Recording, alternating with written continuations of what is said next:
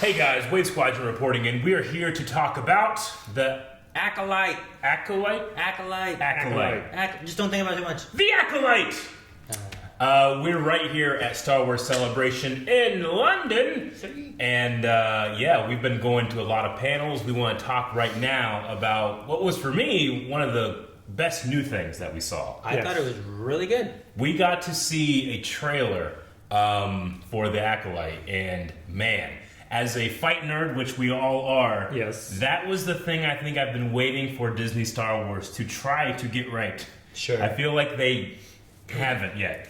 Yeah, I haven't focused on it. There's some moments. There's some moments. I mean, there's Obi-Wan Kenobi versus Anakin, and the Vader fight. Like where I'm like, you're getting there. You're getting closer. You're getting close to that kung fu movie that we want. Which it would be really good, but like that's the farthest back we've gone. Yeah. So like going back here with this set in the High Republic era, yes, we have Jedi even more in their prime and have been training more with lightsabers and maybe not with lightsabers like we saw with one clip where it was just flowy and nice and awesome. Also in the High Republic when Sith were more common. Right? Yes, so they had to train to fight. Yeah. Mm-hmm. Yeah, the Acolyte's taken place about 130 years before the Battle of Yavin. Oh, a Battle of Yavin. Yeah. Sure. The Sith will still be in exile. They still are master and apprentice. The rule of two is happening. But the Jedi here in the High Republic, in their prime, they are preparing for if the Sith were to return. Well, we would have beat them because we're at our prime. We're the best swordsmen we've ever been. We're ready for that. Little do they know that the Sith that they're going to encounter have evolved way past that. Sure. And, much more cunning and stuff. And that will go into the fall of the Jedi era as we now know it. Yeah. But it was interesting to hear because we had the director come out and talk about Acolyte and the ideas of how she pitched the movie and everything. Leslie Headland. Yeah. Mm-hmm. Yes. She said that she had pitched this as a Frozen meets Kill Bill. Which is a very interesting mashup. It is. It Yeah. does seem very interesting. But I think it definitely leaves some or at least some room for however they want to do the fighting and everything too. If you think of, I mean, I've seen not a lot of Kill Bill. I've seen like a clip or two. Yeah. But that's very fight martial arty kind of feel of what I've gotten from it. So I'm excited to see what we get from this. And I've been intrigued with them talking about this, but once we got to see that footage, the trailer really stepped. It quickly jumped up to like I think my most anticipated thing right now. Sure. We had the one shot too where it was Carrie-Anne Moss. Yes. And with there was a little fight sequence that they showed of hers that was all hand to hand. She was unarmed, was and great. It had what I've been missing from a lot of the sequel fights, which is when we do choreography, we call them gags. Sure. Right? It's very singular moments in which two intellects are fighting each other. Not necessarily two fighters, but two brains are trying to outwit each other, be a little bit more, loose and or tight with the other movement, and then you have the fluff in between. And that type of thing, like right now, it's just been kind of big swings and stuff like that, where this felt like a real story being told just visually, and that's what I need, especially in the High Republic. Yeah, and I think Moss is a great person to have for that, right? Yes. You've seen her do tons of fight scenes and stuff. Wow. Yeah, she brings experience. She brings like a command, a charisma, and an on-screen presence that really pops. Yeah. Now I'm curious on what the story on like her will be and whatnot, because I believe this is meant to be focused more on a Sith character, not so much on the Jedi and stuff. I believe that's kind of how they talked about it back before. I believe. I think Carrie-Anne Moss is going to portray more of an antagonist to our faux protagonist. Amandla Stenberg is going to be playing the protagonist, the main character, I believe, and she came out in full Padme cosplay. Yeah. She was like, I just like to wear this. It's just cool. She's like, this doesn't mean anything. Yeah. Don't like write theories or anything. But yeah, she came out in full cosplay. She seemed very excited, very charismatic, very excited to be there. And I always root for these actors and actresses that are stepping into, one, Star Wars is a huge franchise. Two, Star Wars is notorious for if you have a difference in opinion, you can go one way or another. You can be respectful with that opinion, or you can not be respectful with that opinion. And young actors, I feel like, especially in the age of social media, can be very vulnerable to that type of thing. So my full support to all of these actors, and we should say all because there's a lot. Some small, some large. She was introduced by a Wookiee Jedi. A large Wookiee. In costume, came out, and we were all looking like, it was so cool. Oh my God, what's going on here? It was huge. He had his like tabard looking thing on and stuff. He walked out and then walked back off and stuff. Like, man, that guy really knows how to move like a Wookiee. You know, sometimes you see clips from like the Disney parks and they have the Wookiee guys. I'm like, hey, that's not how Wookiees walk. Well, guess what? This guy knows how Wookiees walk. Yes, they were there and they were like, do you guys want to know who the Wookiee is? They brought do it, Kevin. They brought Eunice out. Yeah. Nubaka. It was awesome to see him. We were so excited to see him. He is playing a Jedi Master, Kel Naka. Kel Naka is who he's playing. And I just love that he's going from, being a person who's taken on the legacy of Peter Mayhew and bringing Chewbacca to screen, but also now he's going to be joining the short list of actors that have multiple roles in Star Wars. Sure. And good for him.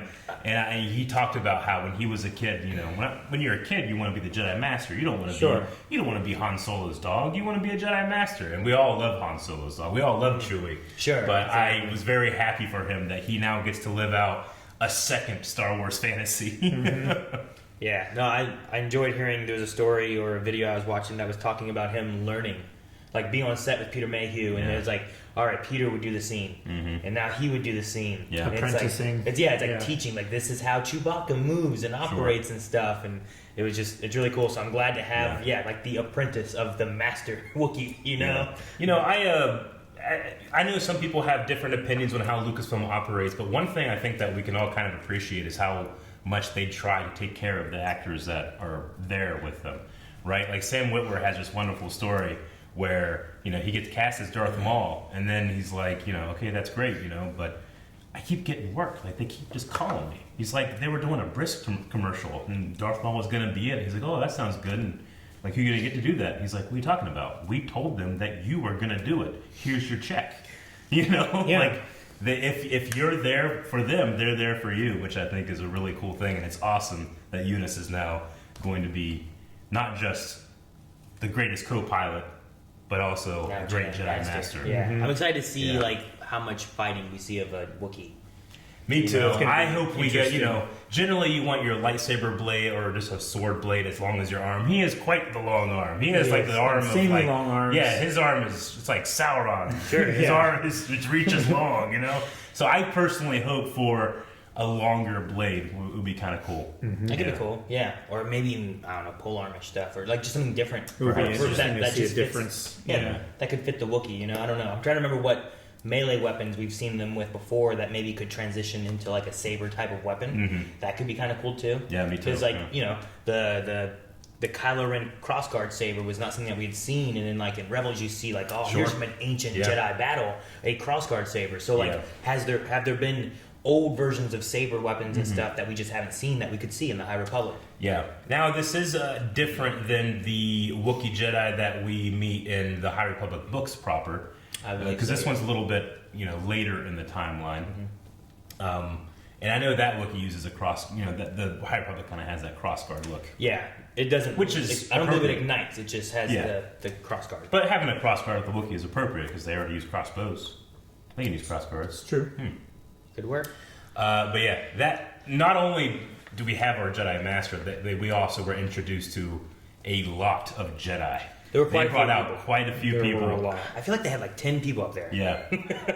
That shot in the ferns where Carrie-Anne Moss stands up, ignites, and then like a whole bunch of other people stand up and ignite. Well, that too, yeah. That was a great shot. And there was talk too of them working choreography wise and everything too, and what they were going through and having to learn for the blade work and everything. And I'm like, this is great. But that was the thing they said, like, what sets this show apart? It's like the sheer number of Jedi that we have on screen in the story.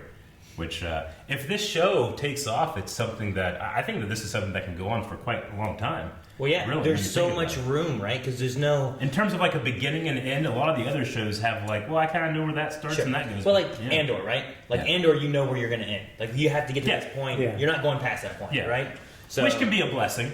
Sure. Sometimes too, but there's something about the freedom of this era that I think, and the quality of Jedi, I should say, right? Well, and it's new and unique characters too, so I kind of can relate it more to like Rebels, where here are a bunch of new characters, and I don't know anything about them. I don't know if they are alive or dead during like the original trilogy. The only person that we know is alive during this period would be Yoda. Mm-hmm. Yeah, Yoda should be around here, but I don't know. Chewie. Technically, Chewie would be alive. Sure, yeah. I don't know how 250, yeah. How old is well, I don't know about R2 or anything. He's on Naboo, but he probably isn't around. He hasn't been built yet. He's not that old of an droid. astromech. I mean, Chopper's a lot older than R2 would be as a C1 droid. Yeah. Yeah, like he's introduced as an old C1 droid. But so far, everything we saw at the panel was great. I'm very excited for this. Yeah. I think both you guys were very excited for Very this. much so. The trailer just had Very surprising. some great looks to it and everything too. Yeah. And I'm excited to see like the choreography, like the speed of Jedi fighting. Yeah. Like more like Obi-Wan versus Darth Maul and how quick they are and how like ahead of the fight they how ahead of the fight they seem to be, as opposed to like, you know, you get into the original trilogy and the sequel trilogy and it's more emotional and power driven and stuff, and not as like I'm ahead of you because I've been training and practicing with these blades for years and years and years. It's like, well, I picked this up a year or two ago, and this is where I'm at now. You know. Yeah. So the trailer was gorgeous. I quite liked the way it was put together. We did record our reaction to it. If it ever comes out, we might release that reaction. But if it never does, if that's something that's Celebration exclusive, we're not going to be sharing. And hopefully that footage is usable too. The little camera that we had for it using, like if you guys saw the Ahsoka one, it's not the best. Yeah. And depending on how dark it is, you can't see a whole lot. Sure. So if it's usable and it comes out at some point, it'd be great to have the reaction available. Yeah. I mean, I should say, I personally am of the opinion, I think that Lucasfilm should be streaming a lot more than they are with a lot of this stuff. For the finals for people that are home, I think that there's nothing wrong with getting that excitement up, but until they make that decision, it's not on me to release any footage, even audio or anything that's in our reaction. So I will say, like, I've heard that there's leaked stuff, but I've also seen like fake ones too. Yes. So if you're seeing some trailers and stuff, don't necessarily believe anything, because some people are just putting out fake trailers that just aren't even close to being real. Yeah. But anyway, that's our discussion about the Acolyte. Did I say it right? Acolyte. I think I'll get it right by the time this show comes out, which we're not really sure exactly when this one comes out. Are we? Do we have a release date for this one? Let me look at my notes. I take notes even at Celebration, everybody, but actually I'm looking at Wikipedia. I'm fairly certain they finished with the filming. Something is coming out editing next August, but I don't know if that was the next Andor or Skeleton. There's currently no release date or anything about this, which sucks because, again, I think it's the thing I'm anticipating the most for just fresh, classic Star Wars, you know? Sure. It's the kind of Star Wars that, like, when I would go outside, get my stick and go into the woods, this is the type of stuff that I would play.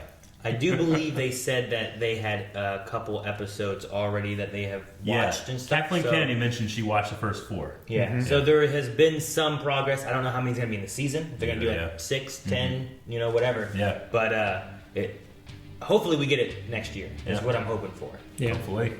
So. All right, well, hope you guys enjoyed this video. We have a lot more coverage coming from Star Wars Celebration in London. Make sure you subscribe for that and more.